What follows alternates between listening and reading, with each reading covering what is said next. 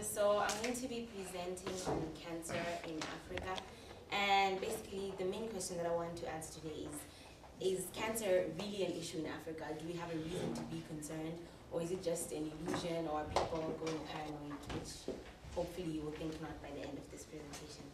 So before we start, I would just like to ask non-biologist students, when you hear the word cancer, what do you think about? What do you think is the definition of cancer?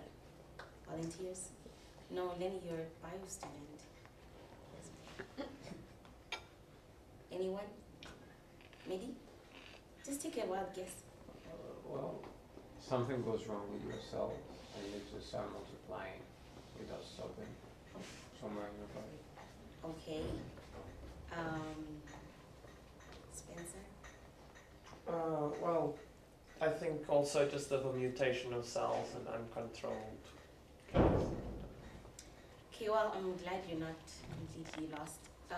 Your definitions are actually very close. So I'm just going to give you a brief profile of what cancer is. And the definition of cancer, it's a term used to define diseases in which abnormal cells in our body begin to divide uncontrollably and are also able to invade other cells. And so this group of cells, the reason why they're abnormal is because in a normal cell, cells are supposed to reproduce, to replicate rather, and they grow and then they die and then more come and so on and so forth.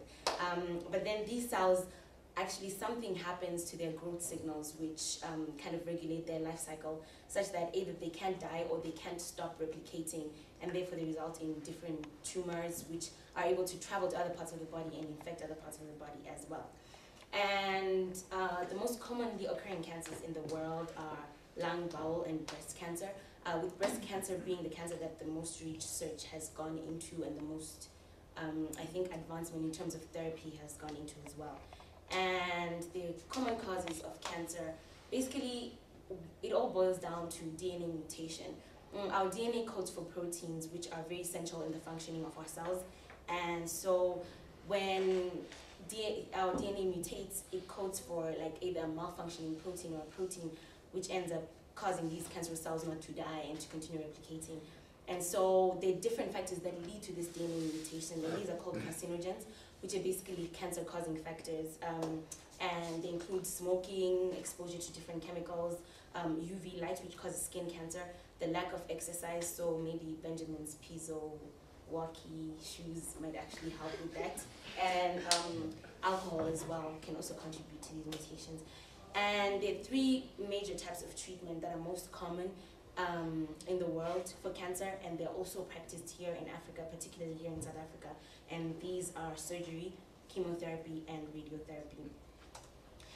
And so the reason why I decided to focus on cancer in Africa is really because, as you may or may not know, a lot of people really don't know what cancer is in the African continent. A lot of people have all these myths about cancer. Some myths are substantial, like they're kind of, well, some are not important and some are quite big, and they've really influenced the way people view cancer in the continent and have kind of made people not see the fact that cancer could potentially become a risk in this continent.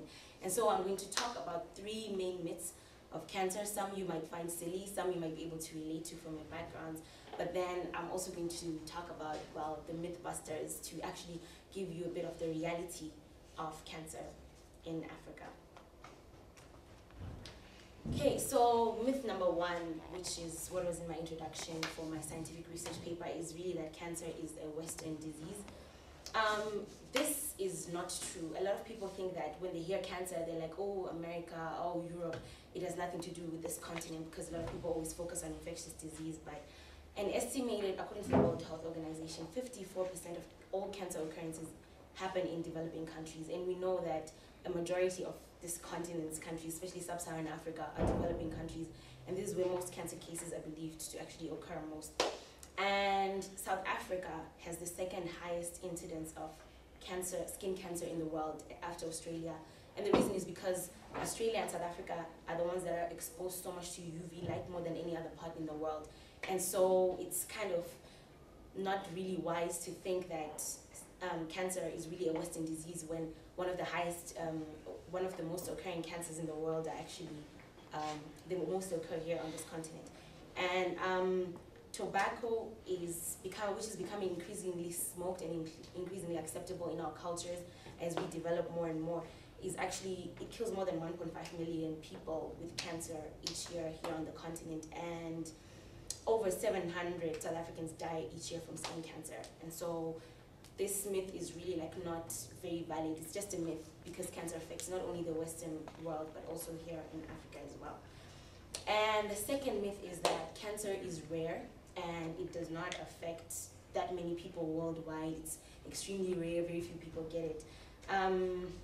But then before 2001, 1 in 6 men in South Africa were most likely to get cancer, and that's from the organization called Cancer here in South Africa. And after 2001, the number had actually increased to 1 in 4 men were most likely to get cancer in South Africa. And so a lot, you can think of it this way, 1 in 4 guys are most likely to get cancer here in South Africa. This is a statistic from 2002.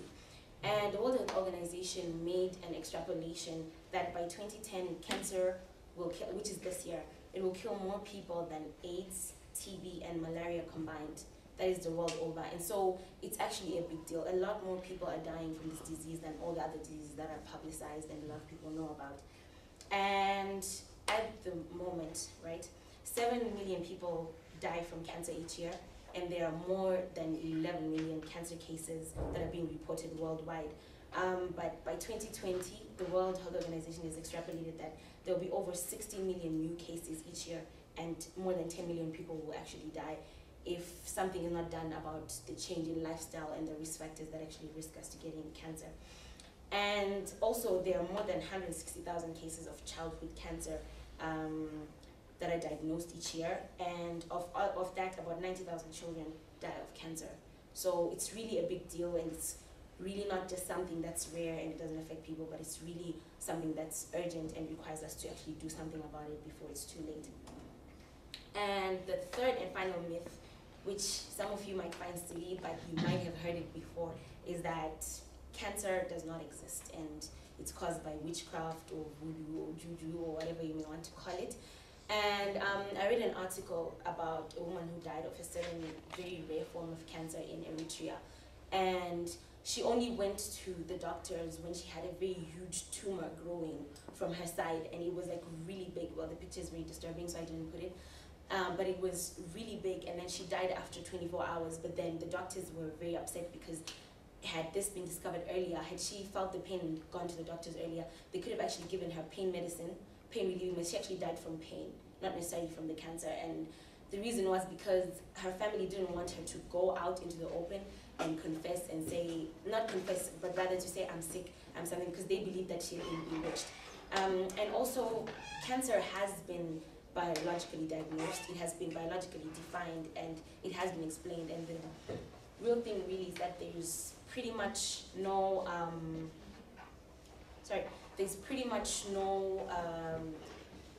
spread of information among the locals here on the African continent to let them understand really there is a disease called cancer, and this is how it affects people, and it's real and it's big. And so people just run to what they don't know, and sometimes for cultural purposes they start saying, oh, it's because of witchcraft or something. Other myths which I also read on, that good people don't get cancer, which is very, it's kind of raises some form of stigma. Like if a family member of yours gets cancer and you think it's some form of punishment from above or something, then you wonder, oh, what exactly did they do or something of that nature. And so the next thing I'm going to talk about is really, so what is changing on this continent? What is so special about this continent that cancer is slowly becoming a raising concern and should actually start becoming a major concern for the health systems of our different countries? And really the thing is because our lifestyles in Africa are beginning to change, and I'm going to talk about this in the next slide. There are several risk factors that have actually contributed to the rise in the incidences of cancer occurrences here on the African continent.